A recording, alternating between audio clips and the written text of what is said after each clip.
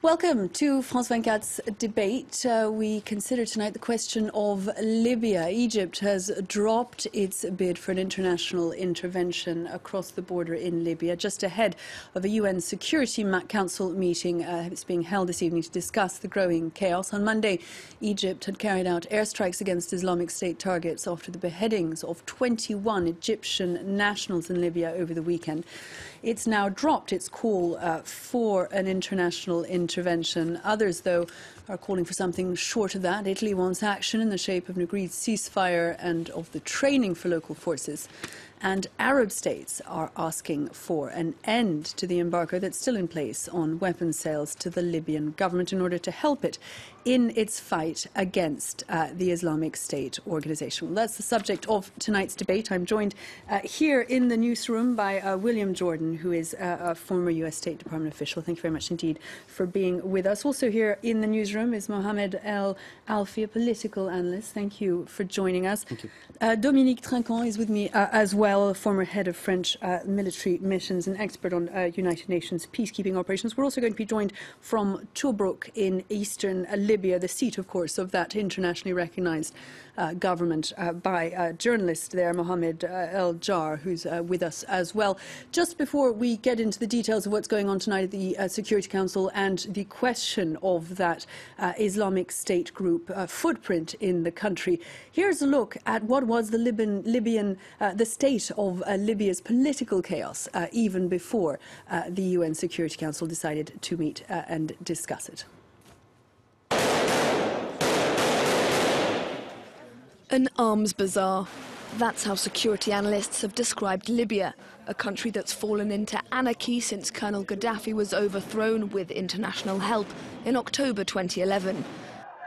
Anti-Gaddafi militias played a key role in deposing the long-standing ruler. But once their common enemy was defeated, these armed groups, there are now up to 1,700 of them split across regional and political lines, turned on one another. In June 2014, the country held its second post-revolution elections, but with the losers refusing to accept the outcome, Libya was plunged yet further into lawlessness. Two governments are currently claiming legitimacy in Libya. The winners of last year's election are based in Tobruk, with Prime Minister Abdullah al-Thani broadly aligned with anti-Islamist militias. The country's capital, meanwhile, is home to a rival leadership, the so-called National Salvation Government headed up by Omar al-Hassi and backed by key Islamist militia Libyan Dawn. Over 40 years of authoritarian rule, followed by a post-Gaddafi power vacuum, have left the country plagued by street battles, assassinations, and more recently, the appearance of the Islamic State organization. With the execution of 21 Coptic Christians by the group over the weekend, an alarming sign that their influence has now spread to North Africa, will the international community once again find itself fighting in Libya? William Jordan, Libya has just marked the 4th anniversary of that beginning of that uprising against Colonel Gaddafi that was so welcomed by Libyans and indeed by the rest of the world. It was impossible to imagine then that the descent into chaos would be quite as spectacular as it's been. You're right. I don't think it was imagined or expected that it would be quite so spectacular. But I don't think it was. I don't think anybody was so naive as to believe it could be avoided either. The reality in in Libya, is that you have a country that, under the 40-odd years of rule under Muammar Gaddafi, it's basically a country that was deprived of a state. It lost a lot of its institutions, as well as any semblance of civil society or political interaction under the oppressive rule of Colonel Gaddafi. The inevitable power vacuum, and in the absence, I mean, remember, Libya was basically created in 1951 by the United Nations as a kingdom. It immediately fell back to what it had been before, which was a loose grouping of regions without much of a real national coherence or identity. And ever since, I mean, what we've found is a combination of personal or tribal rivalries, the very real opportunistic play of militia groups and criminal bands, I would say, coming out, and then most recently, the impact of extreme religious-based ideology. And so, putting it all back together, I would say that Libya is still far from being as far gone as Syria. But I would say that putting Libya back together is maybe a little bit more difficult than Iraq, but they're kind of in the same place as far as the need for some sort of a political settlement being the basis for any kind of meaningful international intervention of a security nature, or to try to sort out in a meaningful way for the long term peace, stability, and the future of the country. That is one of the key questions, Mohammed Al-Alfi, that poses itself. Is some sort of political reconciliation between what is a de facto divided country possible, since it is the first thing on the step to anything being done by the outside world to take on the Islamic State group? By the way, the political reconciliation or political solution on the ground, that is exactly, I give you an example. Someone stay on the ground and would like to catch the moon. Now you are facing terrorism, extremist groups. Now we have a recognized government in the east of this country, and is recognized by the international community, by UN, by Security Council, by the superpower in this world. Why, until now, this international community don't like to save military equipment, don't like to save training. Just Egypt to save training for this military and military equipment. We need to cooperate with the international community to play a role in this regard, and also the security in the Mediterranean Sea is not Egyptian responsibility only, but the responsibility of the whole of all countries on the Mediterranean Sea, north and west. I'd like to come on to that question, and indeed Italy's call that the international community get more involved than it has been so far, that we heard today in the Italian Parliament. First, though, I'd like to bring in Mohammed Al-Jar, who joins us from Tobruk. You're a journalist working there. Is there a sense from what is the internationally recognized government in Tobruk that not enough has been done to help it? And is there any hope at all that it can claw back authority over the rest of Libya at this stage?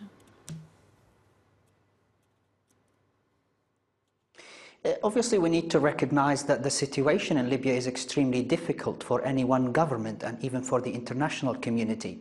However, the reluctance from the international community to recognize and to help the elected and recognized government in Tobruk has led us to this situation where we have two rival governments in Libya.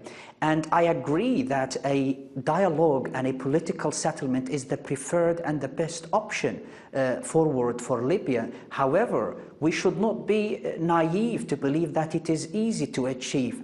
And the other important point that we need to understand is that the Islamic State is not going to wait for us until there is a political settlement. The Islamic State is expanding by the day in Libya. Its influence will increase possibly exponentially over the next few weeks and months. So it is good that we can have a dialogue, or if we can have a political settlement. But at the same time, the threat is real from Islamic State. Their attacks on oil installations, their attacks on Tripoli, the capital itself, on the Corontia Hotel last month, is a significant development that will continue to happen time and again over the next few weeks and months, while we keep on talking whether we should support the internationally recognized government or not. Dominique Trinquart, I'd like to put that to you. We've seen that footprint of the Islamic State group, although not huge for now. Derna was taken without the world paying the slightest bit of attention to what was happening in Libya. They now seem to be controlling much of Sirte, the birthplace of Colonel Gaddafi, as symbolic taking for them. Even while the world has been looking elsewhere, they've been growing in strength in the country, and as an objective it seems like an important one for them. Of course, the difficulty for the international community as it meets tonight to discuss this is that, as we were just hearing, this is a threat that needs to be dealt with now. And there are simply not, from an institutional point of view or a political point of view in Libya, people capable of doing it, even with the help of the international community. Yeah, sure. I think the point is very important. It's what the international community want to achieve in Libya. Either establish peace in Libya or put aside the threat by the Islamic State in Libya, which are two different objectives. Currently, because of what's happening for the last weeks or month in Libya, people are focusing mainly on this threat and want to destroy the threat. And that was Egypt did and the Arab country did in the last weeks. The problem is that we are always focusing on the immediate threat when it is on our side. I mean that Libya, 4 years ago, there was an operation. 2 years later, the chaos slowly was established in Libya, and nobody was caring about that. You know, it was Libya, it's the problem of Libyan. And now, because there is a threat, people are looking at that. And the discussion in the Security Council today will be more focusing on what we want to achieve. Because currently the UN is saying we need to have a discussion between the two governments in order to establish who will be helped by the Security Council and who will be helped by the international community. That question of the aim is the first thing that they're going to work out. We have a tweet from a viewer here that I'd like to show. Is it fair to say that 4 years after the Arab Spring has proven to be counterproductive, Libya has become a den of terrorists? It goes back to what you were saying a moment ago, that one of the patterns to have emerged from all this is that governments that have countries where there is no history of democracy, at least within living memory, where there are factions that have been held together by force by dictators thus far, have proved remarkably difficult to govern. The difference with Libya is perhaps that, given, as you were just reminding us, there had been a foreign aerial intervention to help with its revolution, perhaps the international community had a debt towards Libya and should have been paying much closer attention to what happened afterwards and remained involved even once Colonel Gaddafi had left. Well, I'm delighted that you actually asked me that question, because I wanted to jump in on this point. I take strong exception to the idea that the international community somehow pulled away from Libya or left Libya alone or turned its attention to other things. There's no question about it that as the Syrian civil war became more important and as Iraq became, again, a greater source of concern in terms of what's going on there and the Islamic State arising in both of those countries, the international community has been distracted as far as Libya appearing on the front pages of newspapers and getting a lot of attention. But it doesn't mean that there hasn't been considerable effort by the United Nations and by individual governments to try to help Libya along. And indeed, it has only been as you have gone from one crisis to the next inside Libya, as the different factions being within arm's reach of reaching some sort of compromise, some sort of an agreement. And remember, beginning initially very hopefully in putting together some sort of a constitutional basis for a new political reality in that country.